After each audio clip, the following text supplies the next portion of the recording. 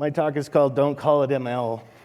So I'm from a company called Zebrium. Actually, I'm the founder of Zebrium. And the reason I say don't call it ML is because whenever I start talking to people about what Zebrium does, as soon as I say words like ML, AI, or machine learning, the blinders come down and they're like, yeah, whatever, pal, right? Because I think a lot of people have gotten kind of the grift and all that, right, from various vendors. And so it's the Larry challenge not to say any of that throughout this entire talk. I'm gonna talk a little bit about what we do as I talk about what we've learned, but I'm not gonna say any of that. So let's see if I can make it. Let's start talking about automating the observer. So here's what I'm trying to get at when I say automating the observer. So we've all looked at a dashboard before, I'm sure. It may not have been a Kibana one, but there's all kinds of dashboard tools, Datadog and Dynatrace and a bunch of tools, Grafana, for monitoring dashboards. And I love them myself, I use them. The problem for me has always been, dashboards are great for kind of telling, when there's a problem. And usually if it's a known issue, we've got some rules or some, metrics we've set up, or maybe a separate troubleshooting dashboard that'll kind of let me know, oh yeah, this is that thing that happens every couple of weeks, right? But if it's a new issue, the question is now what, right? And for me, the pain was always there because I knew I might end up digging into a log file. So what I'm going to talk about when I say automating the observer is adding a widget to any such dashboard where you could have like that little red blip there would correspond to if you see an incident, there should be a red blip. You should click it and get a report, and it should bring out all the crap from the logs that you were going to have to go search for. Now everybody's like, yeah, right. So I'm going to hopefully make you believers. But that's what I mean by automating the observer, right? Is just getting that work of digging through logs for root cause kind of out of the way. So we say as kind of a company hypothesis that everyone hates digging in logs. I could be completely wrong. So for a show of hands, how many people here do at least somewhat regularly have to dig in logs to root cause an issue? Anybody? Is there any? Okay. Oh, actually, it's quite a few. Okay, now how many people love that experience? Anybody? Right, okay, good. So you are my audience today. You're coming from the same place as I do. I don't like it, and part of it is because it's kind of an indeterminate process, and I don't know how long it's gonna take. And also, like, if I'm not yet a super expert in the stack, I don't really know what to look for. But in any case, I've mentioned that, this business about known issues, but I wanted to share this quote from a founder of Epsagon that I really liked the way he framed. They do tracing, by the way. They were acquired by Cisco, but I really liked the way he put it. He said, for me, when, metrics kind of give me when, tracing gives me where, and logs give me why. And I thought that was awesome. And so that's kind of been my perspective, and other people may have different perspectives. But I've found that if it's a new issue, chances are you're going to end up in a log file at some point. So now, why does it suck so bad? Aside from the indeterminacy, it's gotten worse, right? So I thought back to the beginning of my career and was thinking about how much data did I have to sift through to root cause issues, right? So back then, typically you would have like a monolithic software application. You would run it on premises, right? So at any given time, if there was a problem, it would be, maybe not one, but a handful of users that were impacted at that moment. That application may, if you're generous, have 10 log files you'd have to look at, probably more like 3. And so you would hunt and search through it, and it would work, right? But today, especially kind of in the cloud native environment, It's ridiculous. Like, there's so many log streams from the different containers.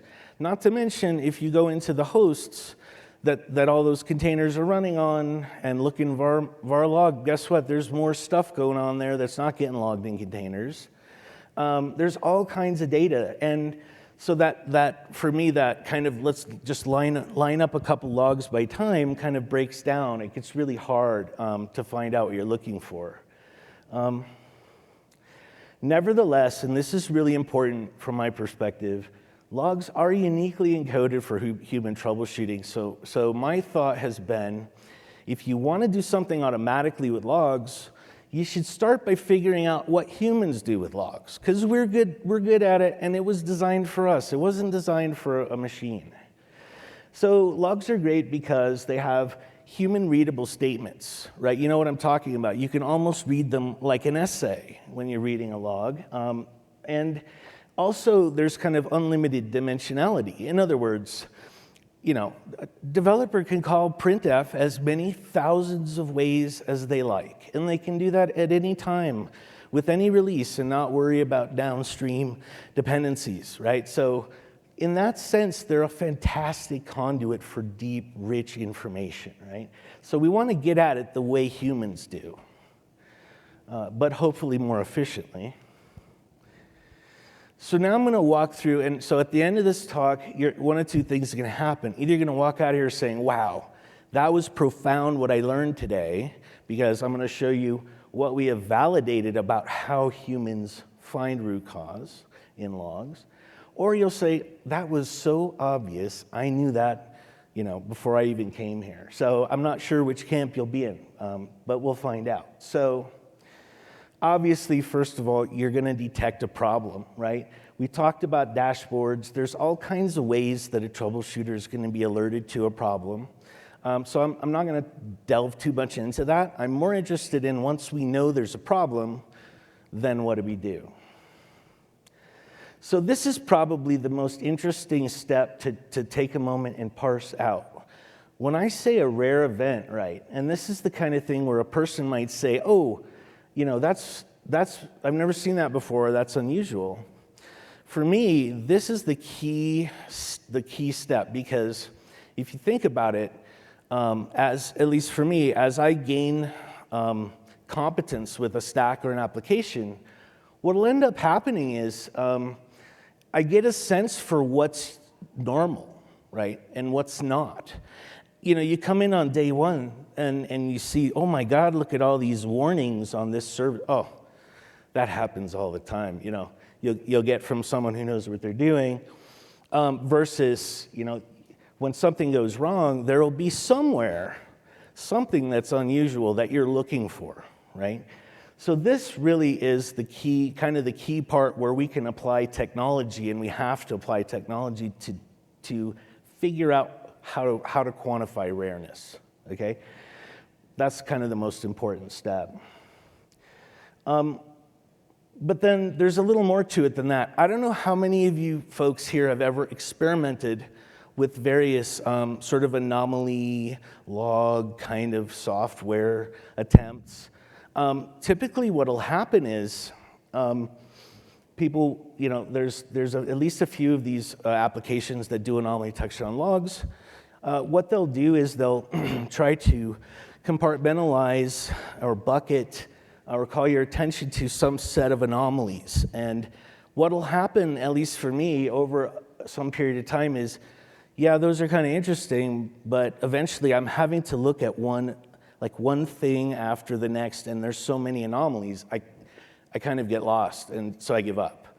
I may as well just go into the logs. And so that's kind of been like a widespread criticism of anomaly detection, but it is a valuable thing to do. The problem is, how can we then make that a useful experience? So one thing that a person does, they may see something rare in a log. That doesn't mean it's related to what happened. It doesn't mean it's really diagnostic. What they're also going to do is they're going to take notice of, you know, was that abnormally close in time to the problem indicators that I had, right? If I see some error that happened and it's a rare error, but it happened, you know, I don't know, 6 hours after the problem, or even 2 days before it, I probably won't go investigating there first. I'll probably wait. If it was 5 minutes before, that's gonna tickle the antenna, and I'm gonna go look at that. So what we can do is we can while things aren't broken, we can kind of quantify, whenever there's an anomaly in log stream A, some service on this host over here, how often do you see one on this service on this host over here? And you can kind of parameterize those, or you can estimate those parameters for those distributions, and in other words, get a sense of how close in time do anomalies tend to be on this stack. And then what you'll find later is that when there's an issue and you found something diagnostic, you'll get a bunch of rare stuff happening very close to errors, much more close than usual. And I'm going to walk you through a couple examples. But again, we're trying to kind of track to what humans do, right? And the very last thing you'll do is you'll construct a narrative from the problem. In other words, kind of the rare, the errors or whatever indicated the problem, and the rare events. And based on that, you'll pick root cause indicators, okay? So that's generally how people go about it. So our hypothesis was, if we can stick as close as possible to this formula, we think we can do a really good job, but we didn't know exactly how good, but probably at least a commercially viable job of creating reports like I was suggesting at the beginning. So I'm going to start here by giving you the simplest example I could find. So in this particular case, we had, someone went to a Jira web page. This is an on-prem Jira stack, okay? They went to a Jira web page. They tried to do something. They got an error, okay? The error was, conveyed from the driver, essentially saying, hey, I'm terminating this connection, due to administrator command. So that's actually really useful. It doesn't exactly tell me what command. It doesn't exactly tell me, was someone trying to do something valid and the database crashed or what, but it's pretty specific. So this is actually a great, very simple error message. If, on the other hand, you interleave the logs from that stack by time, and then you scroll up through that mess about 200 lines, you'll find, in syslog, that someone actually went in and shut down the database. That was the command that they ran. They stopped the database. So this is the kind of thing where we're going to see if we can take this basic principle of you get an error, now you go find rare events around or before it, and do they explain the incident that may be reflected by the error? So here I'm just going to touch on a third-party study that was done by Cisco Systems because they thought there's no frickin' way this could work. It sounds too simple, but they were curious. And so they did a 2-month study, and they collected 192 incidents. By that I mean all the log data associated with 192 incidents across 4 stacks where the root cause indicators were in the logs, and they knew what those root cause indicators were. And so they collected that data, and then they ran the system through our software, which does the exact heuristics I've been describing. And what they found was more than 95% of the time, we created a report at the right time that had the right root cause indicators in it, in that little report from the logs. And this was actually amazing to me. In fact, they had said up front, and I agreed, that if it works half the time, it's probably going to be worth looking at. We didn't know it was going to be this good. And I have to be very honest with everyone. It's not always this good. I try to guide people, to say it's about 90% is really what we've seen across a whole bunch of companies and stacks, because it does matter. What stack you have, it is a little bit data dependent. But as I think more about it, I'm also realizing that, what was the the divisor there, right? In other words, I already know it's not a known issue. I don't have metric alerts set for it. There's not something easy I can look for. It's that class of problem. So in that class of problem, logs do really well. I'm sure that if we said, of all software, including issues that happen all the time and that you can root cause from metrics, because you're not going to end up in logs if you could have root caused it from metrics. You follow what I'm saying? So in general, I think it's important to interpret this in the context of when you have to go into logs, this is the procedure that you want to follow, and it actually works really well. So here I'm going to show a quick example to kind of put a little meat on the bone. So let's look at Sock Shop. So I don't know how many people here are familiar with Kubernetes and or Sock Shop. Does that ring a bell with anyone? Okay. So Kubernetes obviously is a container orchestration platform, and Sock Shop is kind of a microservices demo app that's very popular if you want to go just test Kubernetes, test your software running, against an application that's doing something realistic. It has a load generator you can run against it. It's like an online shopping app, and it has a checkout process and all this stuff, right? So it's a very realistic kind of online shopping app that's deployed through Kubernetes. And then there's Litmus. Chaos engineering, in my opinion, is just an absolute lifesaver. Like, you can go and test a complex application now by running a chaos tool that can inject errors and faults according to your specification and see how the stack reacts. So that's what this example is. We're going to run a Litmus chaos test against a Sock Shop that's running with the load generator. You may remember this picture from the beginning. So this dashboard and that widget there are reflecting data actually from the Sock Shop application. And I'm going to show you what that report said. So if you click that link, you go to this report. Just taking a moment to look at it, does anyone notice anything about what might have been the root cause of this problem? Can you see anyone? Take a guess based on maybe the word cloud over there on the left.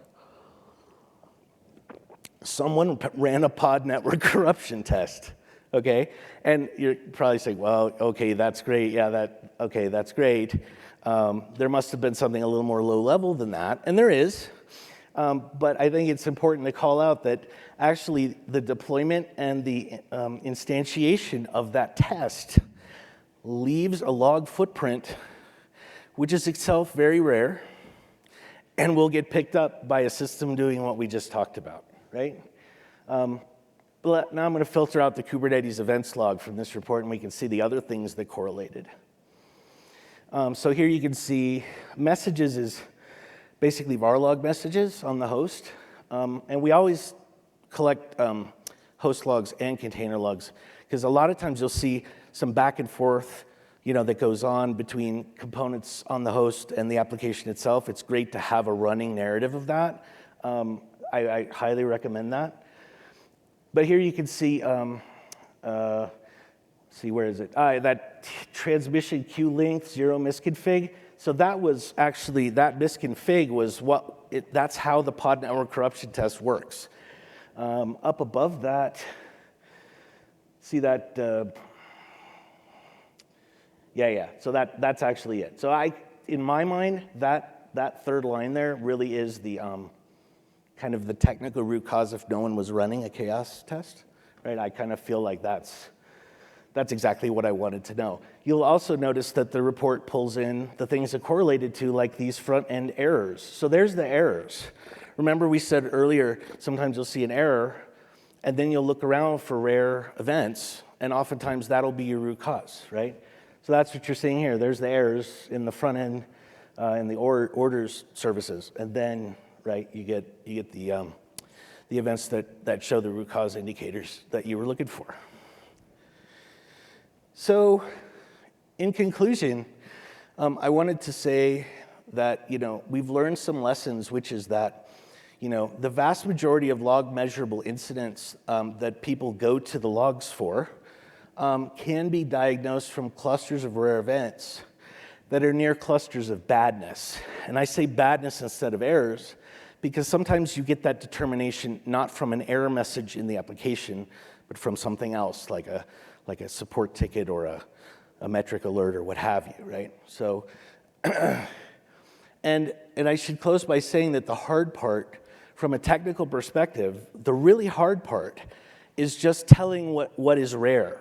And from our perspective, what that means is that event type is rare on a given host or container. So, if you look through a log, right, you'll see, I think there's a back button on here. Let's see if it works. Right, so like if you look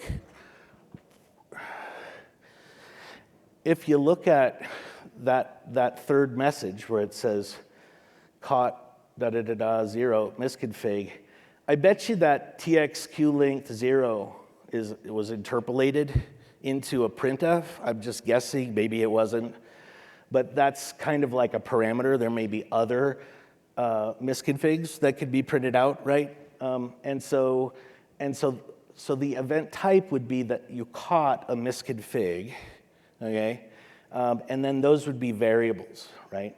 And every event can usually be pulled out that way, right? There's some pieces that are sort of canonical to that event type. You'd say that's the same thing happening, even though the variables are different.